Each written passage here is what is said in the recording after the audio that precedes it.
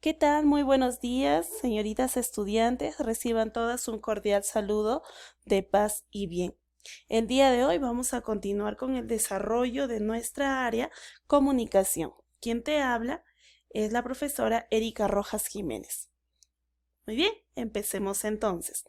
El tema que vamos a desarrollar el día de hoy corresponde a lo que es la literatura de la conquista.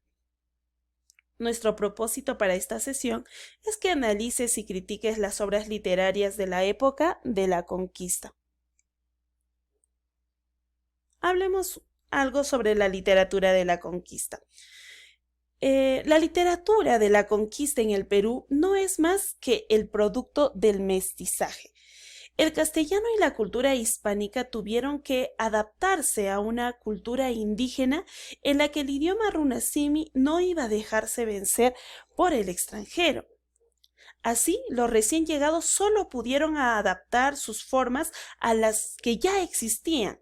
Podemos decir que desde el primer momento la literatura peruana surge con un contenido y una esencia mestiza.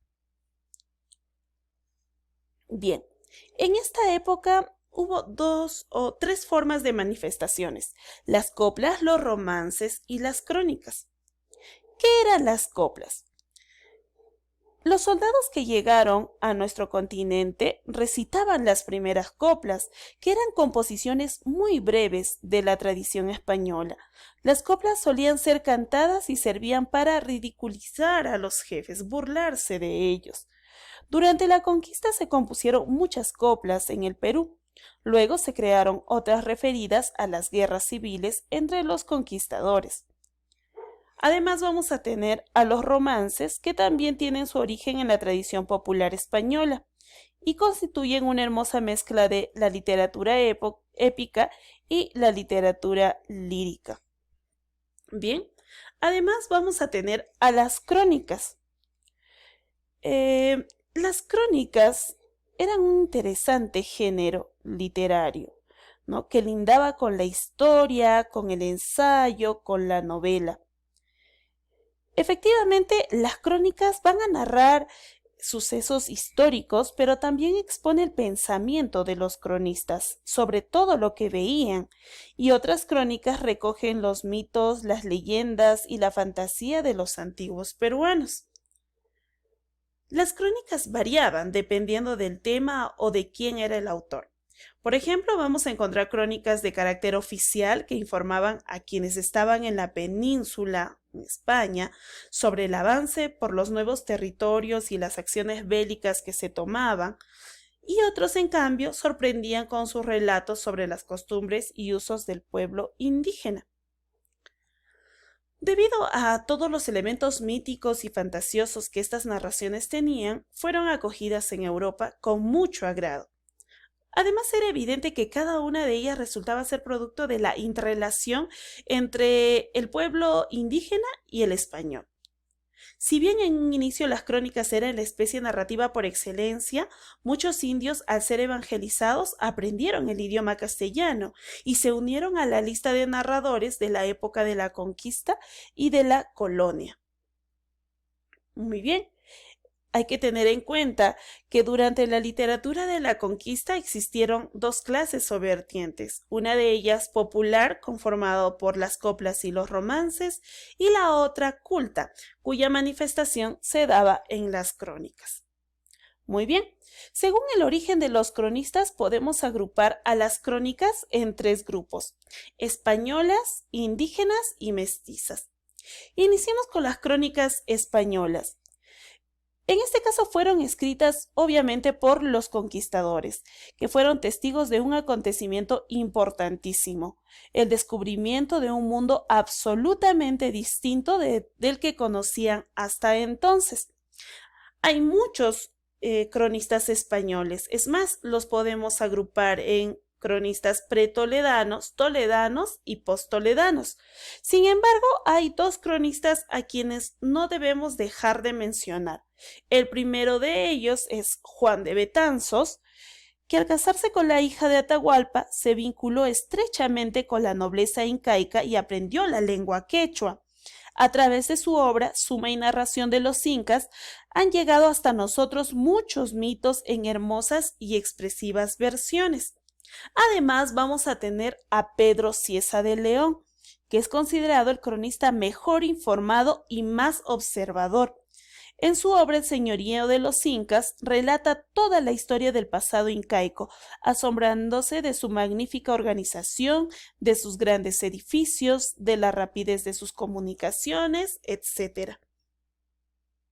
Además, vamos a tener las crónicas indígenas, que fueron escritas por cronistas cuya lengua materna era el quechua. Las crónicas indígenas son a veces muy difíciles de entender, porque estos autores aún no dominaban el español. Sin embargo, su importancia es fundamental. A través de ellas conocemos la perspectiva de los vencidos, una visión trágica y amarga, pero también con un propósito de denuncia. Tenemos 3 cronistas indígenas. Uno de ellos es Juan de Santa Cruz Pachacuti, Titucuzi Yupanqui y el más representativo de los 3, Felipe Guamán Poma de Ayala, considerado el más importante cronista indígena. Su obra, Nueva Corónica y Buen Gobierno, además de presentar aspectos de la historia y rasgos particulares del imperio incaico, van a proponer un punto de vista crítico respecto a la situación del indígena de su tiempo. Y vamos a tener en el último grupo a los cronistas mestizos. Las crónicas mestizas fueron escritas por autores, obviamente nacidos en el Perú, que hablaban quechua y español. El principal cronista mestizo es, sin lugar a dudas, el Inca Garcilaso de la Vega. Muy bien. Vamos a hacer una breve referencia biográfica del Inca Garcilaso de la Vega. La figura del Inca Garcilaso de la Vega es uno de los casos más representativos de aculturación o mestizaje durante el virreinato. En Garcilaso se combinan los elementos españoles, occidentales y andinos, que aparecen en toda su obra.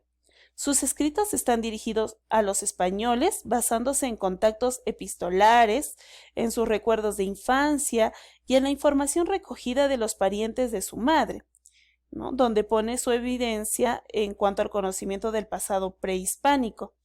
Su objetivo es reivindicar el imperio incaico y de defender a sus antepasados andinos, pero sin criticar la conquista. Él era hijo de un capitán español y de una ñusta, Chimpuoquio. Él es criado en el Cusco rodeado de un ambiente básicamente incaico. Parte a los 20 años hacia España, donde quiere reclamar la parte que le correspondía de la herencia dejada por su padre. Hasta ese entonces había sido llamado Gómez Suárez de Figueroa, ese es su verdadero nombre.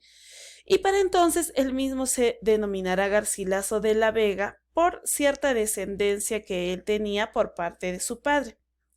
Va a fracasar en su gestión y para sobrevivir ingresa al ejército español hasta alcanzar el grado de capitán. Dedicado a la historia y a la filosofía, luego de su retiro, muere en Córdoba el 23 de abril de 1616, el Día del Idioma. Se dijo por mucho tiempo que el joven Garcilaso, desheredado por su padre, se fue a España a reclamar algún beneficio por los servicios de su padre. Un hallazgo del testamento del padre de Garcilaso, hecho en el Cusco el 3 de marzo de 1559, ha venido a demostrar la falacia de estas acusaciones. El capitán Garcilaso legó a su hijo 4,000 pesos para que fuese a estudiar a España, intuyendo su disposición o sus ganas de estudiar.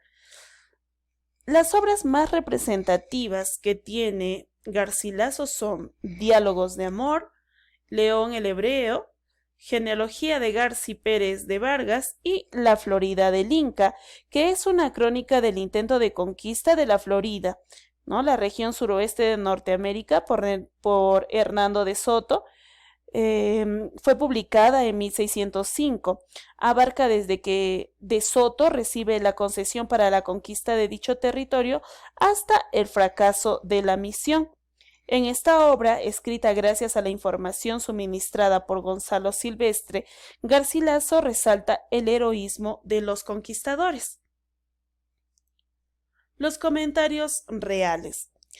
Comentarios reales es la obra cumbre del Inca Garcilaso de la Vega y fue escrita, según cuenta el mismo autor, para enmendar de cierta manera los errores de los anteriores cronistas. En los comentarios, el Inca Garcilaso emprendió la tarea de contar la verdadera historia del pasado del imperio, sus orígenes, su organización social, sus mitos y leyendas, sus costumbres, etc.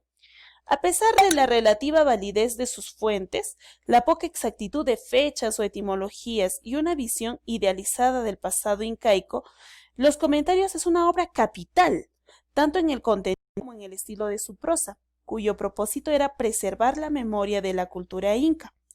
Los Comentarios, así como el resto de su obra, justifica la conquista de América, y del Perú, por supuesto, por la evangelización. Así, el periodo incaico era un paso necesario para llegar al catolicismo. ¿Cuál es la estructura que tiene este libro? Cuando hablamos de los comentarios reales, tenemos que reconocer que esta obra fue publicada en dos partes. La primera, en 1609, que narra el pasado incaico, incluye referencias al periodo pre-inca, hasta la llegada de los españoles, y la segunda es titulada Historia General del Perú, escrita o publicada en el año 1617, una obra póstuma, que trata sobre la conquista del Perú y las guerras civiles entre los conquistadores.